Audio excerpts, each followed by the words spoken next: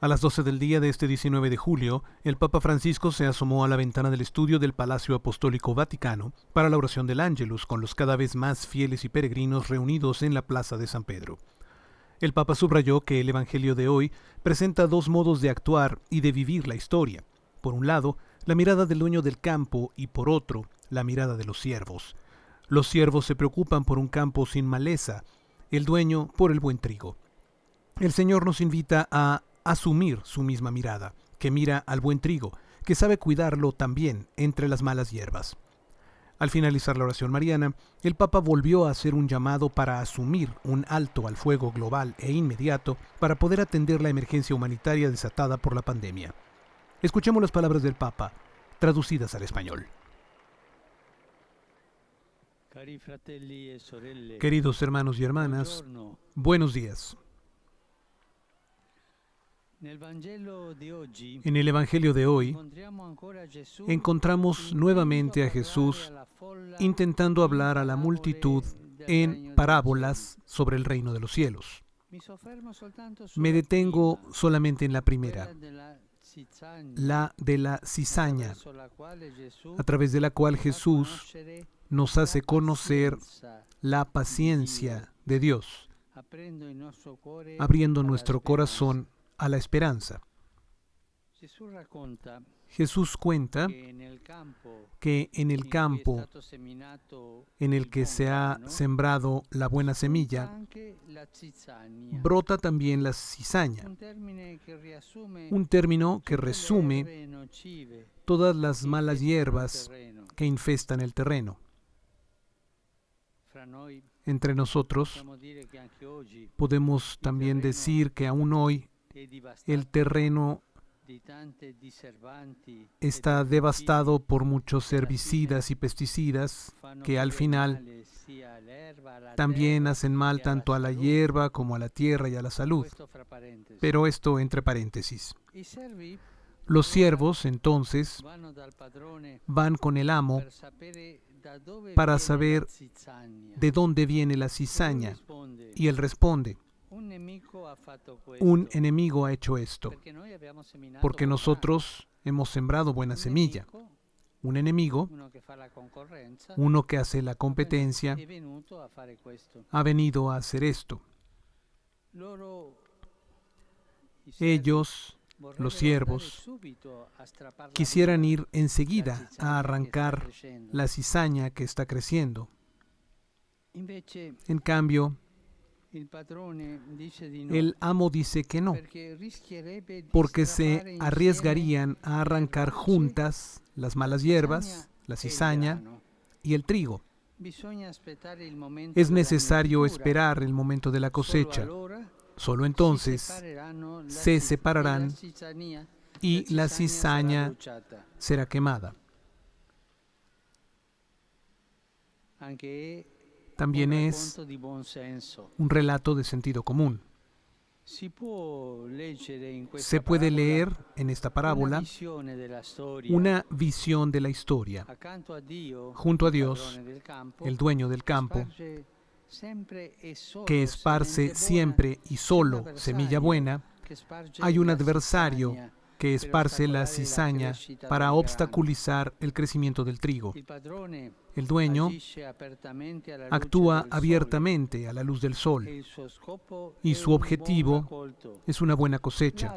El otro, el adversario, en cambio, aprovecha la oscuridad de la noche y obra por envidia, por hostilidad, para arruinar todo. El adversario tiene un nombre. El adversario al que se refiere Jesús tiene un nombre. Es el diablo, el opositor por antonomasia de Dios. Su intención es obstaculizar la obra de la salvación, para que el reino de Dios sea obstaculizado por trabajadores inicuos, sembradores de escándalos. De hecho, la buena semilla y la cizaña representan no al bien y al mal en abstracto, no, sino a nosotros, seres humanos, que podemos seguir a Dios o al diablo. Muchas veces Hemos escuchado que en una familia que estaba en paz, después comenzaron las guerras, las envidias. En un barrio que estaba en paz, después comenzaron cosas feas. Y nosotros estamos acostumbrados a decir, alguien ha venido ahí a sembrar cizaña, o esta persona de la familia, con los chismes, siembra cizaña. Es siempre sembrar el mal lo que destruye. Y esto lo hace siempre el diablo o nuestra tentación, cuando caemos en la tentación de chismorrear para destruir a los demás. La intención de los siervos es la de eliminar enseguida el mal, es decir, a las personas malvadas. Pero el dueño es más sabio. Ve más lejos. Estos deben saber esperar, porque soportar las persecuciones y las hostilidades forma parte de la vocación cristiana. El mal, es verdad, debe ser rechazado, pero los malvados son personas con las que se necesita usar la paciencia. No se trata de esa tolerancia hipócrita que esconde ambigüedad, sino de la justicia mitigada por la misericordia. Si Jesús ha venido a buscar a los pecadores más que a los justos, a curar a los enfermos antes que a los sanos, también la acción de nosotros, sus discípulos, debe estar dirigida no a suprimir a los malvados, sino a salvarlos. Y ahí la paciencia. El Evangelio de hoy presenta dos modos de actuar y de vivir la historia. Por un lado, la mirada del dueño, que ve lejos. Por otro, la mirada de los siervos, que ven el problema.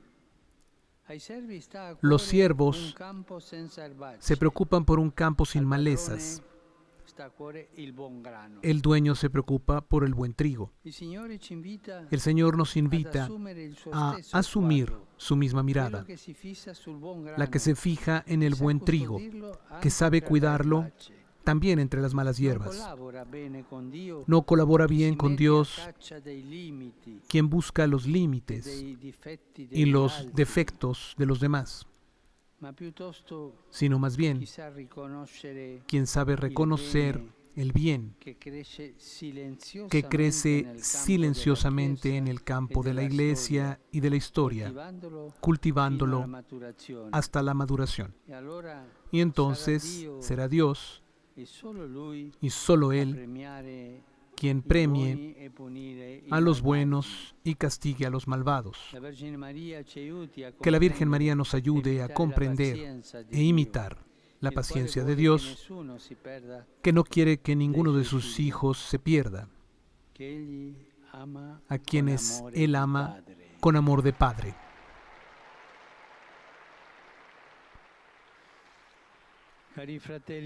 Queridos hermanos y hermanas, en este tiempo en el que la pandemia no muestra signos de detenerse, deseo asegurar mi cercanía a cuantos están enfrentando la enfermedad y sus consecuencias económicas y sociales.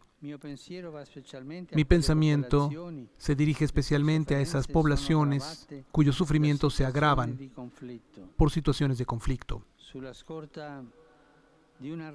Con base en una reciente resolución del Consejo de Seguridad de las Naciones Unidas, renuevo el llamado a un cese al fuego global e inmediato que permita la paz,